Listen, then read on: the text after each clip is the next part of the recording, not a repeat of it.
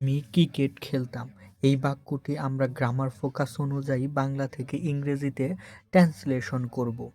প্রথমেই আমাদের দেখতে হবে ভার্বের দিকে লক্ষ্য। খেলতাম, কোনো বাক্যের শেষে যদি এরকম থাকে খেলতাম, খেতাম, যেতাম, মানে অতীতে করতাম, এখন আর করি না, সেই ক্ষেত্রে আমাদের সাবজেক্টের পরে ইউজ টু, তারপরে ভার্বের বেস ফর্মটা আমাদের লিখতে হবে।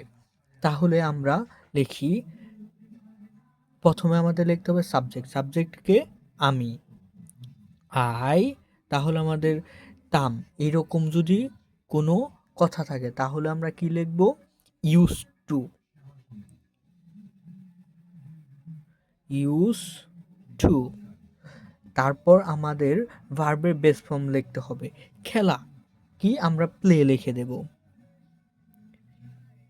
প্লে। কি খেলতাম, ক্রিকেট, তাহলে জাস্ট আমরা ক্রিকেট লিখে দেব,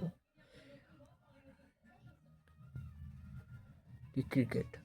আমি ক্রিকেট খেলতাম, I used to play cricket.